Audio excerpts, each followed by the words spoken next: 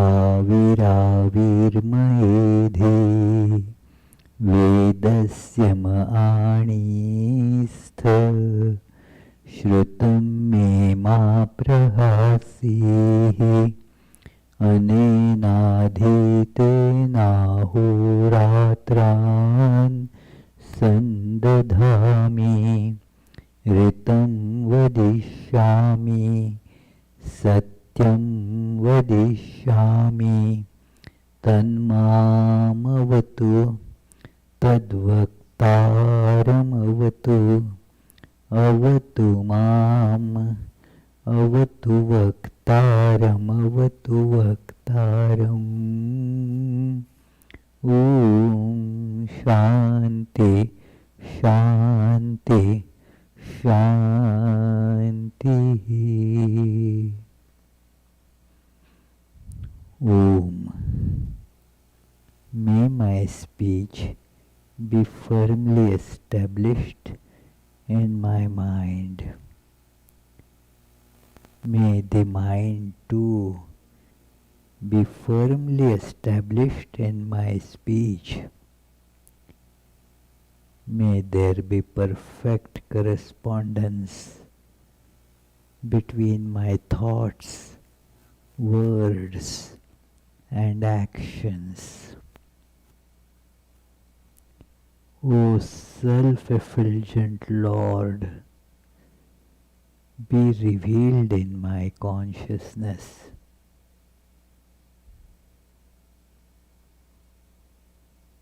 May the truths of the scriptures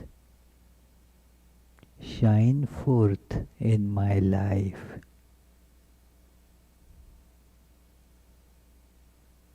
May what I learn from them never forsake me. Let me live my life day and night according to their teachings.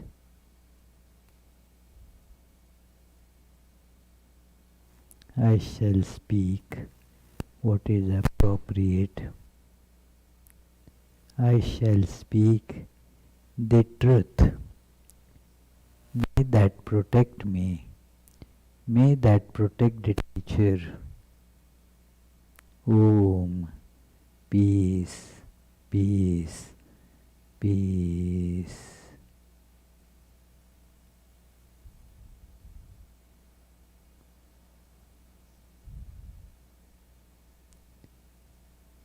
Let us feel our ego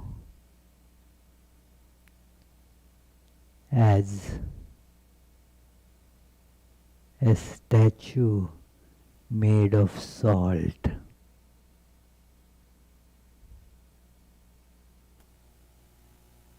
The ego is the obstacle because of which I don't see the truth.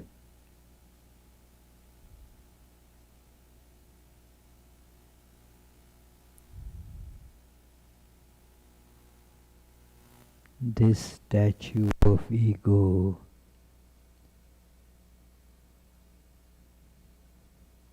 let us imagine is jumping into infinite ocean of existence, consciousness, and bliss. Satchidananda, the Brahman. Ego has jumped into it.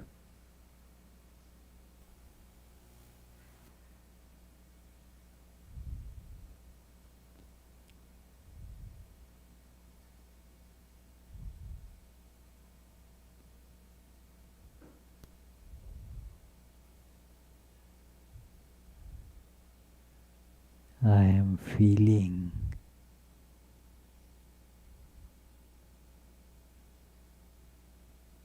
that I am dissolving into this ocean.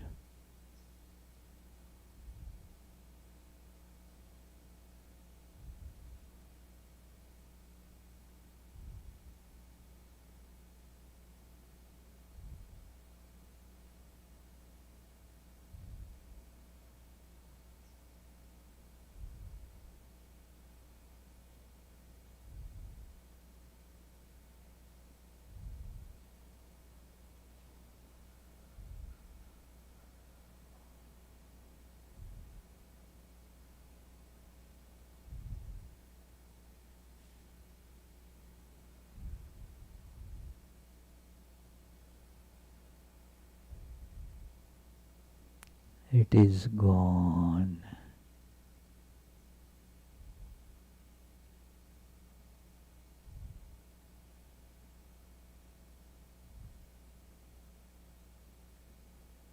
Gone away with that.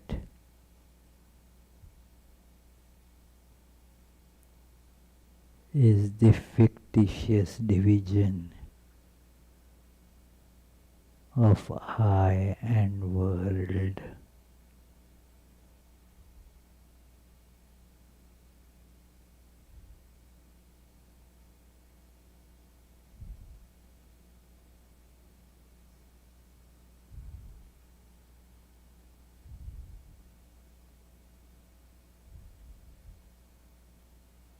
The one without second.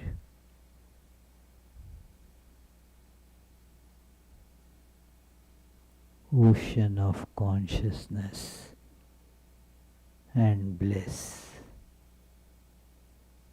Infinite.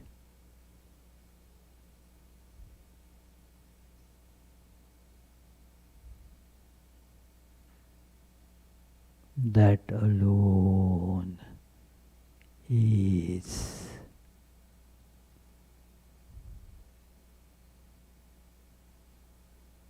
That is my true self, the Atman.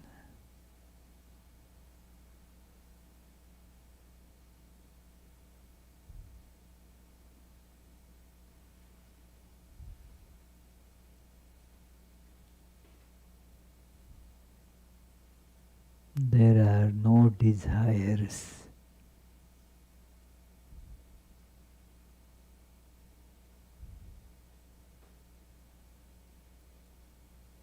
For I am all that is.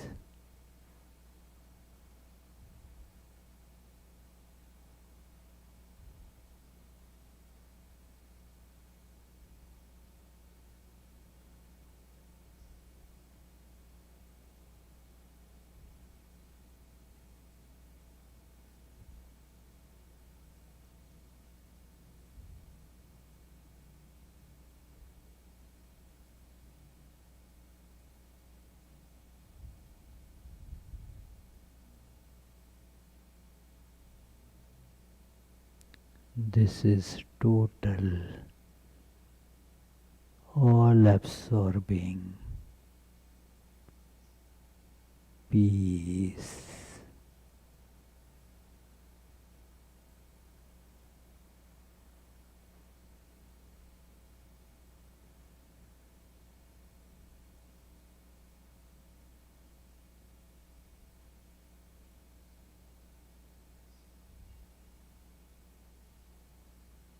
Om. Peace, peace, peace.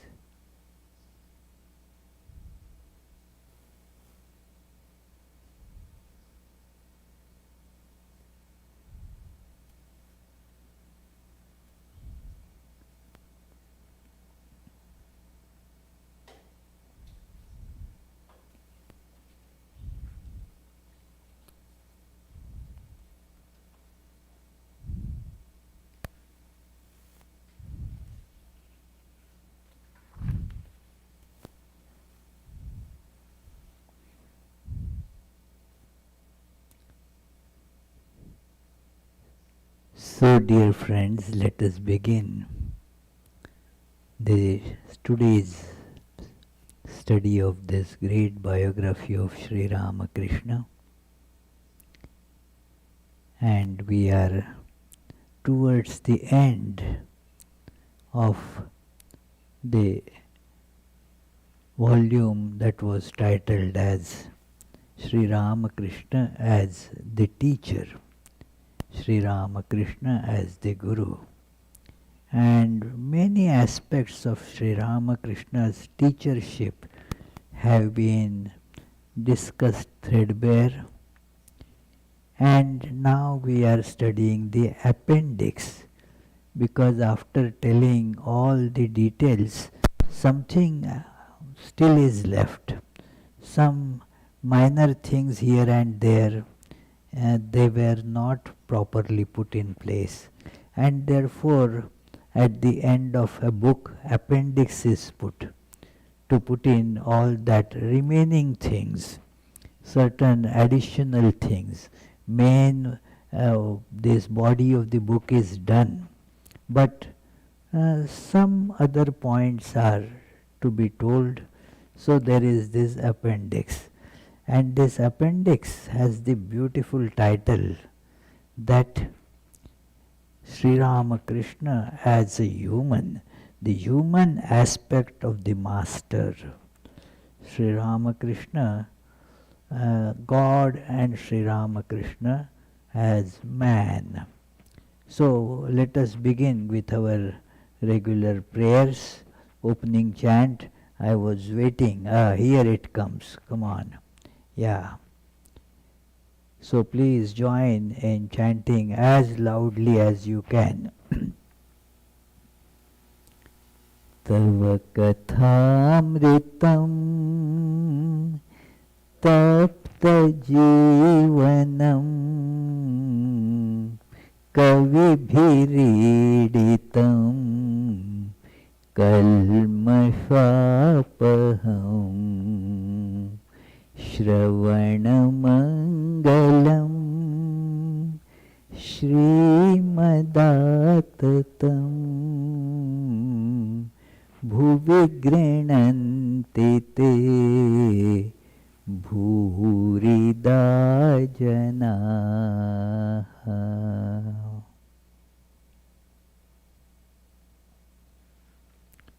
So it is important to us understand this human aspect of Sri Ramakrishna. Again, let me tell you that story that I had told here many times, but it is quite revealing. One little girl had come here with her grandmother. That was long time back. Now, at that time, that her grandmother said, my granddaughter wants to ask you a question. And then the granddaughter took me. Those days the chapel was there where nowadays we have this children's room. So there are, you can see those wooden chairs there kept there. Now this girl asked me, pointing to the picture of Sri Ramakrishna. Imagine, some 5-6-year-old girl. Is that God or man? Is Sri Ramakrishna that typical? Is God or man? Now how to answer? So, but I pointed out to the chair. Is this chair or wood? And then that bright little girl said, understood. Yeah, it is both. It is, functionally it is a chair, as substance it is wood. So it has the shape of the chair, it has the function of a chair. But that doesn't remove its woodness. It is wood. Substance is the same. So that is what Sri Ramakrishna is. God, awareness of God. And, shape of a human being, function of a human being, actions which very much look like a human being's actions, talks like us, walks like us, and as the proverb goes, if something uh, walks like a duck, talks like a duck, then it is duck. So, human being walks like human being, talks like human being in all apparent circumstances or at whatever meets the eye, he is a human being. But if you scratch a bit and then you see he is divine. Where is the difference between Sri Ramakrishna and we people? He is human, I am human. Where is the difference? The difference is that we are identified with the shape. Sri Ramakrishna is identified with this substance. Means he knows that he is divine and everything is divine for him. For us, it is not so. In fact, we question the existence of God. Does God exist? It is like the wooden chair asking this question, does the wood exist? Now what to say? You are wood. It is. But this question gets asked so often that where is God? I am an atheist. Okay, that is as one Upanishad, Taittiriya Upanishad says that by denying God, you are denying your own existence. It is, you are that. It is one of the famous statements in Vedanta, is thou art that. Means what you are considering as you, remove the shape and look at the substance, then you and God, they are identical. And that is the meaning of, identity. That only the difference is in appearance. And it is like you have, say, $1 and 4 quarters. Are they same? Are they same? Not in their weight, The 4 quarters will weigh much more. Even 1 quarter will weigh more than a dollar bill. They are not same in appearance. They are not same in their weight. Where are they same? In their purchasing value. What is dollar? It has a capacity to buy something. And that something is common whether it is 4 quarters or $1. So that is the idea of sameness. Two things are never same. This discussion will come here. That two things are never same. Where is that sameness? When you abstract, remove the unnecessary aspect of it, remove the frills, and then what remains, the substance is the same. Like the example that I like a lot, animal crackers, the animal crackers. Now Charlie eats a giraffe, same thing, a crocodile, same thing, He doesn't go and say that, well, today I ate a crocodile. How could you eat a crocodile? No, it is the crocodile means the form of crocodile, and the form has no meaning there. So exactly when one sees this truth, that with what do I identify? So there Sri Ramakrishna is God. But there is the difference is that he has assumed human form. It is this idea you will find in almost all religions, that God becomes man so that man may become God. The idea is teachership, a demonstration to show to this fellow also that you are God. So it is shown by demonstration. Look, you are also human being, I am also human being. Look at my behavior, look at what is my consciousness, what is my awareness, and then God. So your awareness should be that of God. It is that famous story that is told in Vedanta. That is how the teachership works. Teachership is through demo, that it is like our Abhijit, he has some problem to fix, some pipe is leaking or something is not working, then he goes to YouTube and see a demonstration how it has been done by those people. Looking at that demonstration, that he does that, let me follow it. So exactly like that, the incarnation of God behaves for us to see and follow. So there is the human aspect and the divine aspect together. So the story is that a lion, it was a lion, but then it was born amongst the herd of sheep, because its mother tried to pounce on a sheep for food, and then in that pregnancy, that much exertion was too much for her, and she died there, leaving behind this little pup. So this little lion was raised by the sheep.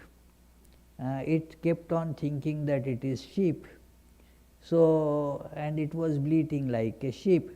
So another big lion saw that, what is this? He wanted to hunt some sheep for its food, but it saw it was a strange sight.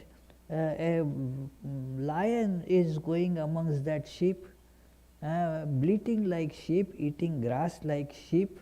Hey, it caught hold of that sheep lion. So, and then said, hey, you are lion, you are not sheep. The sheep wouldn't believe this. What do you mean I am sheep? He was scared to see a lion. No, no, no. Well, you are a lion, listen to me.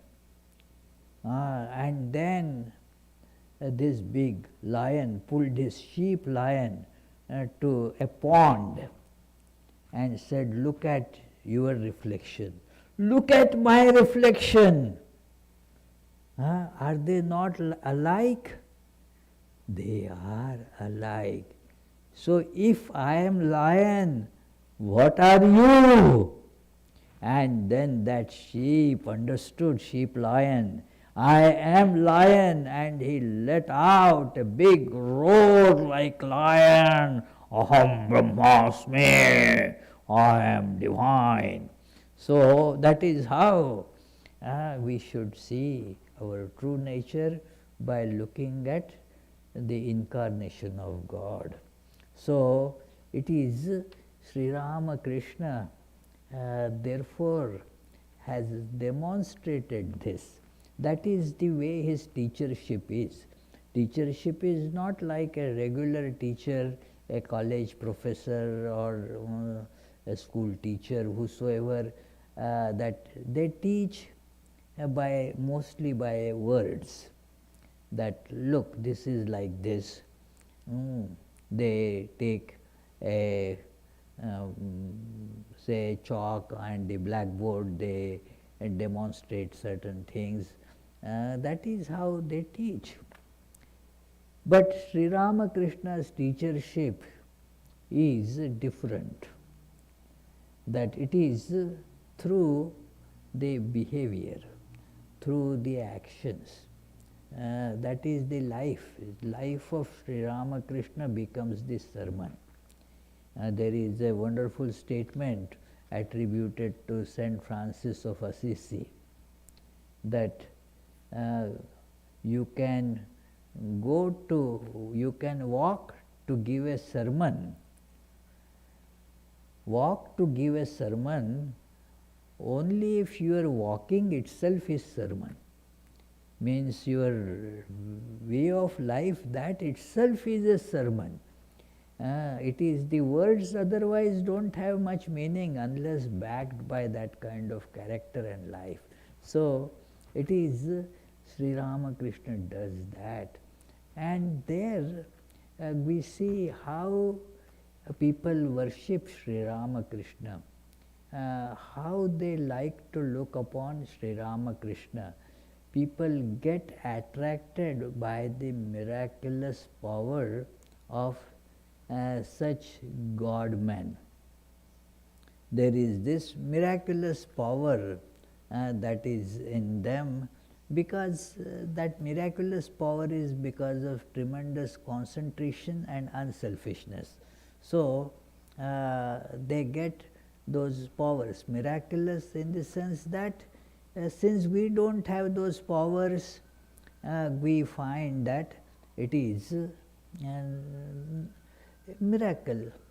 When you know how to do it, it is no longer miracle. When you understand the mechanism behind it, it no longer is a magic or miracle. When you do not know, then it becomes miracle. That exactly like that. See, a little child wouldn't gets amazed, that flip the switch on, the lights become on, flip it off, they go off. Hey, magic, it's a miracle how I am touching here and things happen here. Many miracles in our mobile dispensary that we used to go to villages to treat patients, and many of them were illiterate and so forth. So it is one day an old lady came to me. I was doing the registrations, and so she came to me with very agitated face, that I was telling the doctor again and again that I have pain in my knee. But the fellow doesn't understand. He put that injection, he gave the shot in my shoulder here. I have pain in knee. And the fellow, in spite of my telling many times, he goes and pushes the medicine in my shoulder. Now see, what is the use? Now I had to pacify him, no, from there it will cure your knee pain also. And then I gave this very common example, that it is that you feel hunger in the stomach, but don't you put food in the mouth? That is where the food will go to your stomach. You don't cut the stomach and put food there. Okay, is it like that? Then that lady understood. What I mean is that there is, it is miracle. That how, for that lady it was a miracle, that how putting the medication in that shoulder is going to cure her pain in the knee. So when you know the mechanism, it is no longer miracle.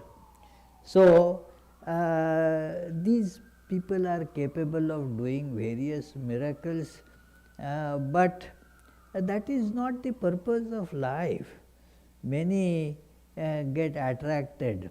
So therefore you see in the Bible there is a wonderful prelude to the great Sermon on the Mount. What happened? That Jesus was being followed by multitude because they wanted miracle. See, it is somebody is from a far distance, they were coming to him to get, they heard that here is a man who can raise the dead and so many things. So they came to Jesus to cure their diseases, and Jesus ran. From there he went to the top of the mountain, and then there his disciples who wanted really the essence of his teachings, they followed him there. Others, they, well, who is going to climb the mountain? We want things for free and comfortably. Don't want to exert. So they remain down there. When he comes down, we will ask. So they went up there, those who wanted to follow him. They were not interested in miracles. So they went up, and there Jesus gave the gem of Christianity, that Sermon on the Mount. So that is Sri Ramakrishna, same thing. People followed him because of the miracles, their own desires to be fulfilled. They did not see, here is a man who has given up all desires so that the divinity can manifest, the joy can manifest. Our desires are not giver of happiness, they are the obstructions in happiness. It is, if we think that my desires make me happy, no, friends, they don't make us happy. They keep us confined to misery. Again and again, many desires keep on coming, and they make our life like a slave, a miserable life. So, therefore, you have this desirelessness of Sri Ramakrishna, and people kept on following Sri Ramakrishna for what? For the fulfillment of desires. So that is what is mentioned. We are on page 703. That it says that but ignorant human beings do not do anything or obey anyone without calculating their profit and loss. What is in it for me? That our desires are there. So how can I fulfill my this desire, my that desire? I have a lawsuit pending in the court. How can I win that? And so forth. It is somehow they feel that may work. So instead of learning renunciation from Sri Ramakrishna, who was a glowing example of that quality, they take recourse in his noble life in order to fulfill their personal desires. Means personal desires means always there is a conflict, it is that how can be the God fulfill the desires of everyone, every devotee who approaches, because they are personal desires. Now in this area many people will think that in that basketball game God should make what is that Boston club? Celtics, thank you. So Celtics must win. God, you should make Celtics win. But the other club, what they are playing with? Some other club, that they are in the finals. You know whom? Warriors. So the warriors will say, hey God, we should make it, we are your devotees, make us win. Now what is God going to do? It is not possible for God to satisfy the personal desires. It is our personal desires, and if they are fulfilled, the God, you are so good. But we see that my fulfilling of my desires means dashing the hopes of the other fellow. There is a very nice story in the same village. Two daughters of a person were married, and they were staying with their husbands and family. So the dad goes to see from his other town, goes to meet. When he used to go there, he would meet both these daughters, and then he went to the first daughter, and that was a family of farmers. And then he asked, hey dear, how are you all doing? Oh, well, things are going on well. You see, we have just finished sowing the seeds, the little shoots are coming up. Now please, Dad, pray that good rains should come, otherwise this will all dry up, it will be a big loss for us. Please pray that the rains should come. Dad said, okay, I will pray for you. Then in the mile away was another daughter. He goes to her place. That was the family of potters, they make pots from the clay. So, hey dear, how you and your family doing? Oh Dad, by the grace of God, things are going on very well. Just now we according that one big order we got and made so many pots. We worked all night and put the pots now for drying out in the sun. Please pray that rains do not come. Now the dad was in a fix, isn't it? If the rains come, these daughters, all pottery goes to waste. And if the rains don't come, then the crops will go away. So that is how the personal desires are. There is, it is all selfishness. This thing should survive. That's all. You don't care for others. But that is how the situation in the world is. That give up the desires. That is the message of this incarnation of God.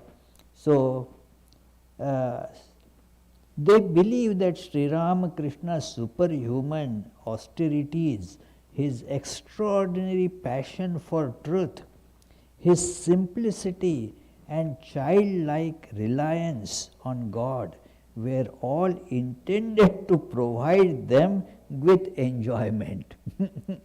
How silly an understanding that look at Sri Ramakrishna's this extraordinary renunciation, his tremendous love for truth, for God, his simplicity, straightforwardness.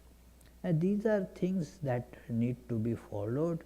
But no, we think that he did all that so that our desire for a few dollars will get satisfied.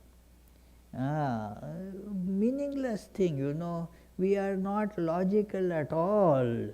We think logically but act illogically. That is what that wonderful psychologist in MIT, Steven Pinker, he has shown this, that we are rational so far as our thinking goes, but our behavior is irrational. That is how it is, we think of Sri Ramakrishna's renunciation, he is great, see his renunciation and all that. But we still are not able to even mentally think that we have to give up our desires. We do not think the desires to be our enemies. They are, but we think of them as friends. That is what in the 3rd chapter of Bhagavad Gita, that great lesson comes, that the disciple Arjuna asks this question, that what makes me commit all these bad actions, wrong actions, in spite of my not wanting to do it. I want to live a life of truthfulness, but something seems to hijack my conscience, as it were, and makes me do these things which I don't like to do. But I am, as it were, compelled. Who is that fellow? And that Lord Krishna tells that it is the desire which also comes in the form of anger.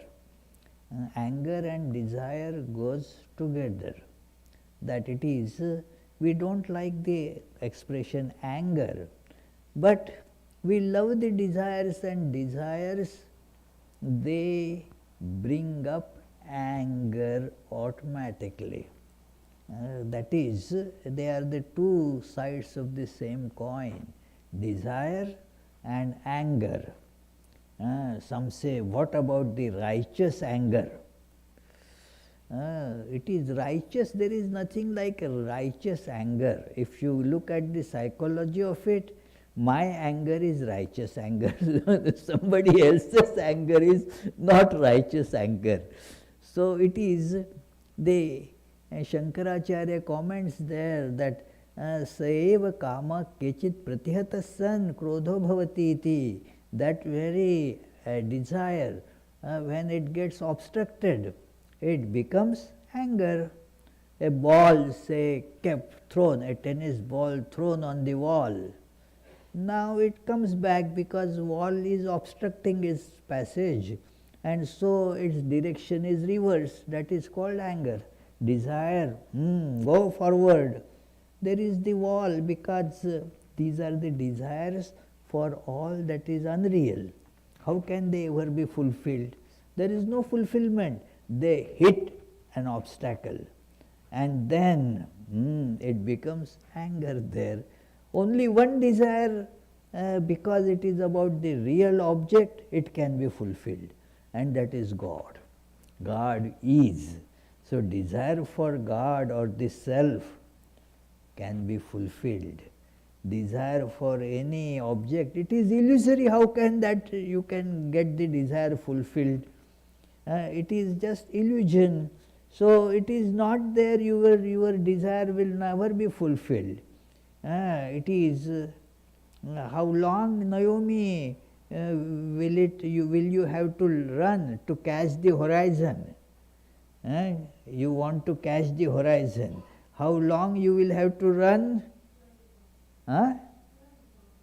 Very long. Not very long. It is infinitely long. You can keep on running, it will never be there, because it never was there. It was just an optical illusion, horizon. So, our desires in the world are like that. Let us feel that, It is very important to feel this, friends, that the desires that we crave for, those desires are for things which do not exist, and thus are going to surely meet failure. That is why Buddha called it craving. And that craving cannot be removed by anything else except this knowledge. So, This is what we have to learn from Sri Ramakrishna.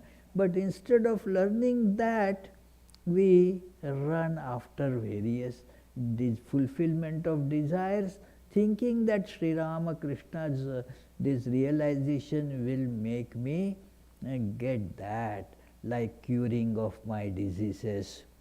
What Sri Ramakrishna, he could not cure his own disease. He had that terrible cancer, whatever it is. Yes, some so-called saintly figures, they become famous for their capability to cure disease. One of our Swamis was traveling, and then there is in the same compartment in the train, there was a devotee of Satya Sai Baba, Satya Sai Baba.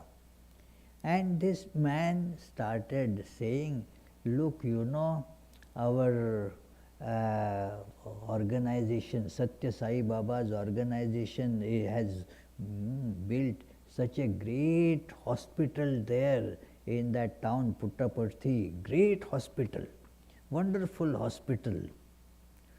The Swami said, very good, nice.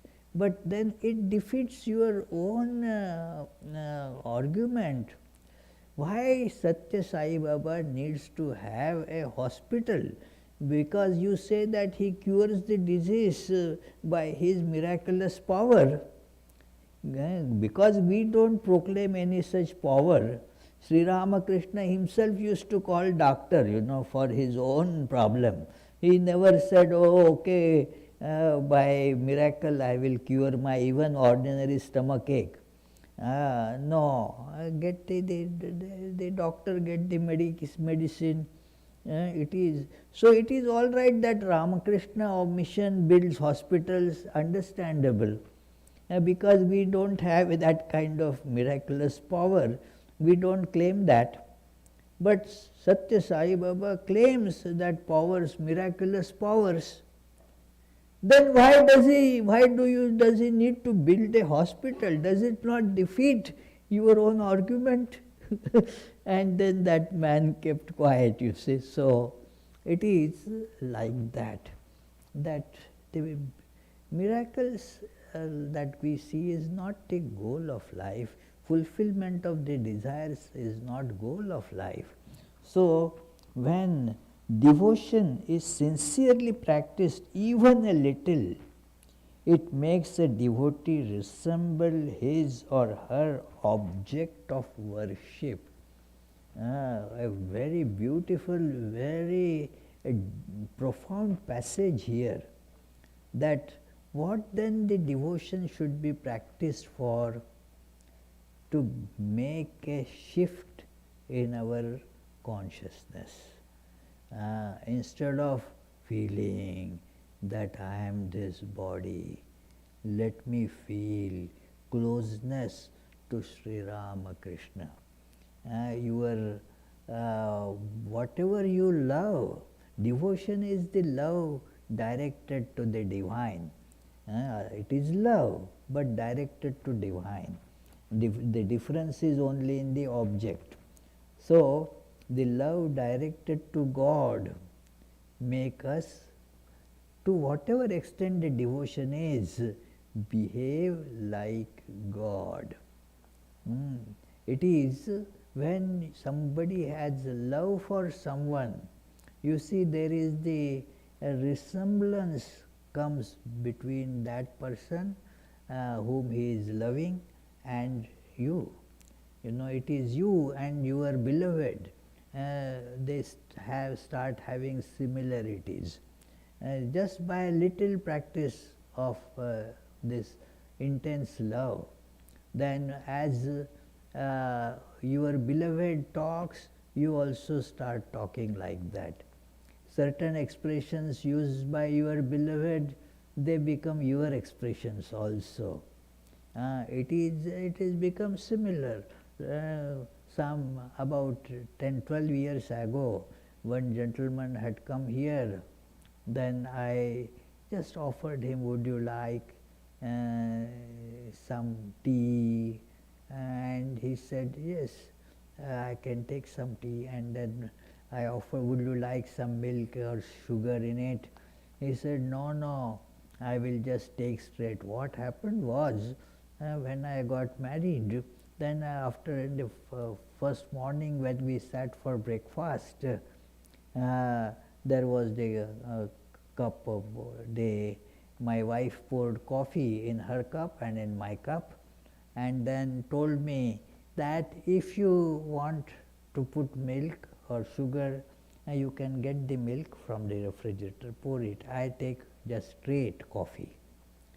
He said, well, if you are taking straight coffee, I also will take straight coffee.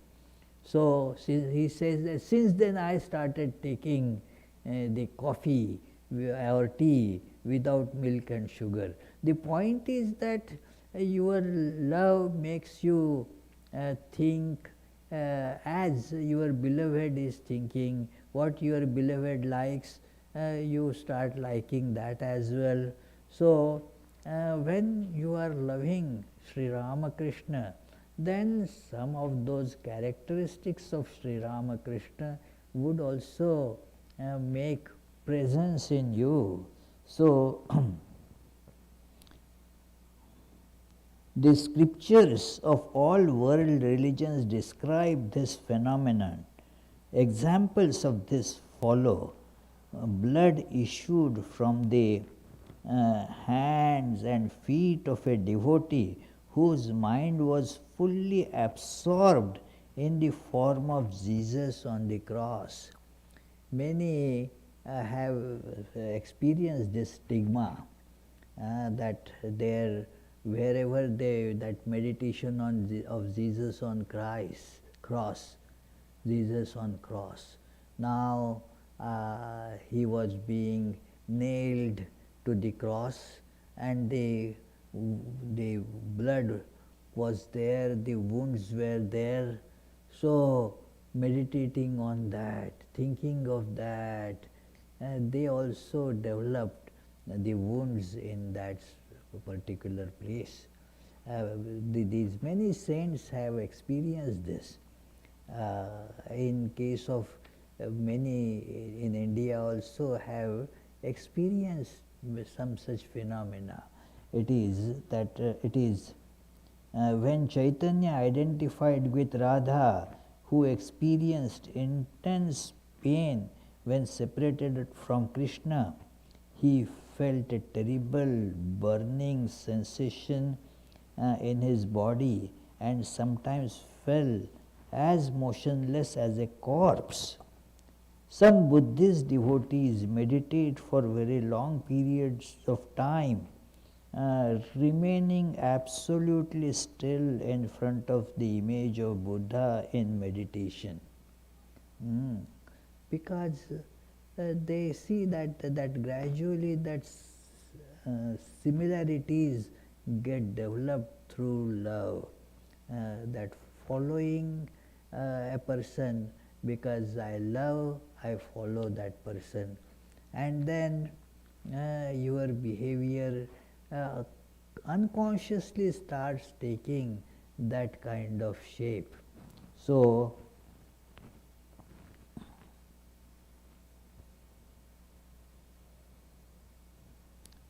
we have seen that when a lover's passion is completely focused on the beloved, it slowly and unconsciously causes the lover to become similar to the beloved. The lover's gestures, movements, and deportment, and even his or her way of thinking change radically to resemble those of the beloved. Similarly, if our devotion to Sri Ramakrishna does not change our lives day by day, making us even a little similar to him, then we should understand that our love and devotion are not worthy of the name. Yeah. It has an appearance of devotion, but it is the devotion really when there is this change in our consciousness. Sri Ramakrishna, his characteristics start coming in our life.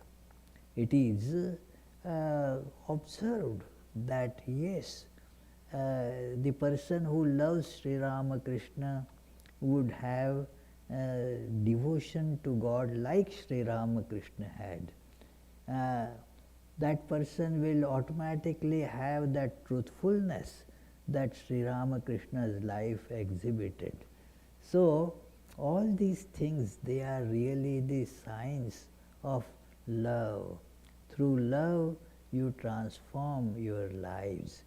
So, you become like the beloved.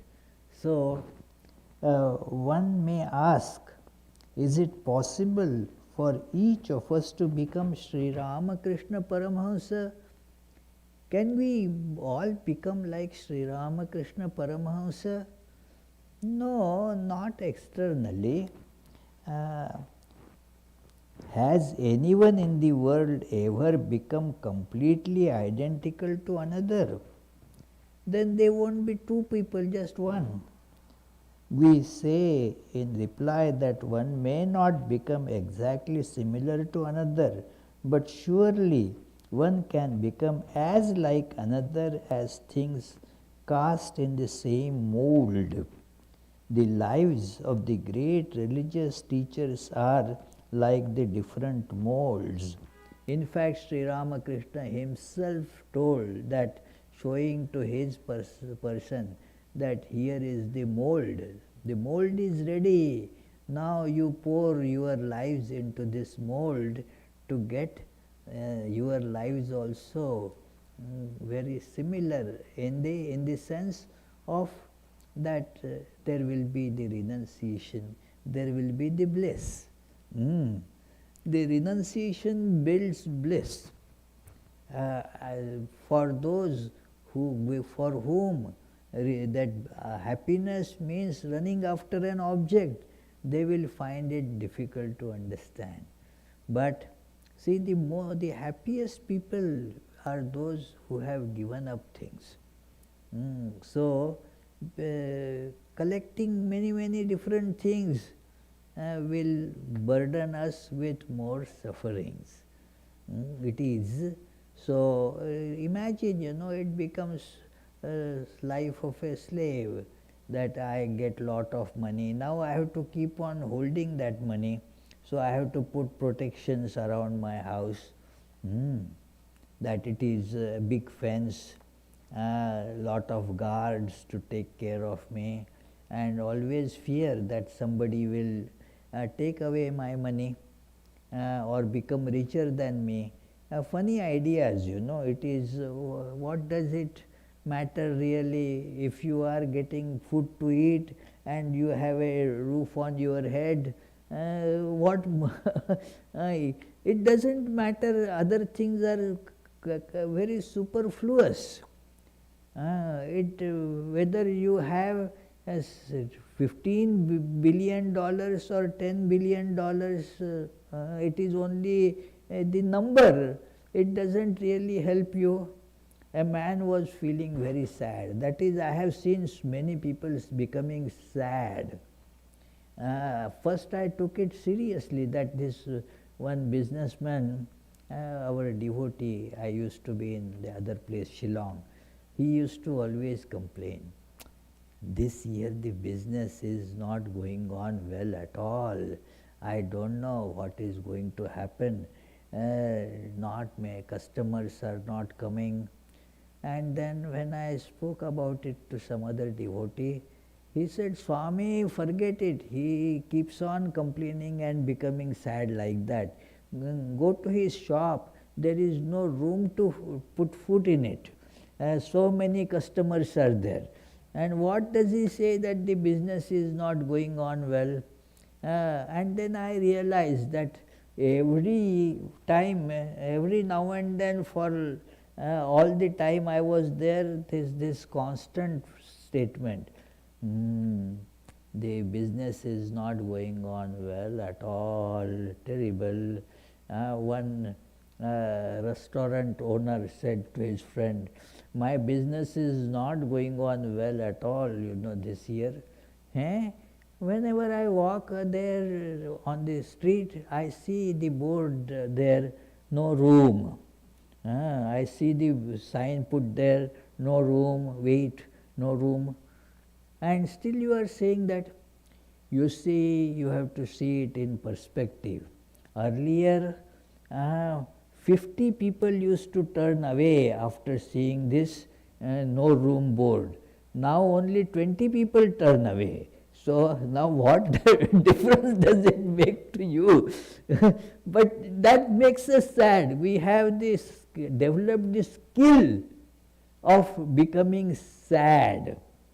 And now how is the happiness going to come to us? Pursuing these desires is going to make us sad. Do you get it, Naomi?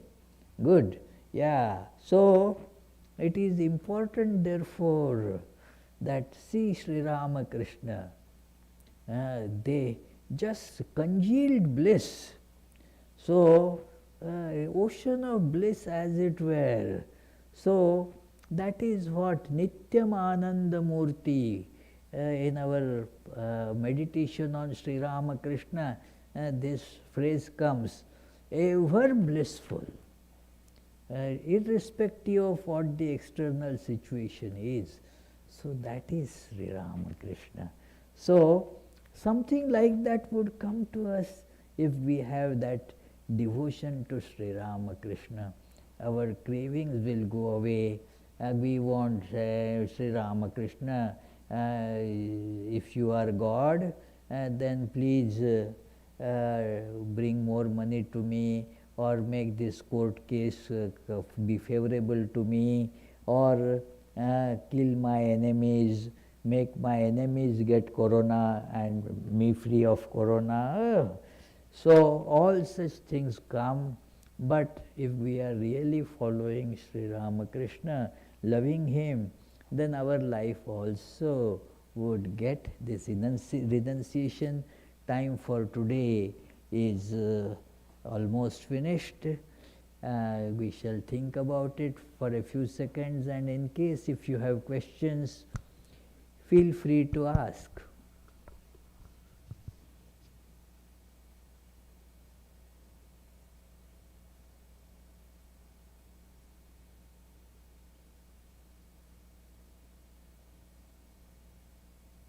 Any question? There is no question here. Upstairs, is there any question? No question here. Very good, very good. So today you will get early release, you say. So let us conclude with the closing prayers.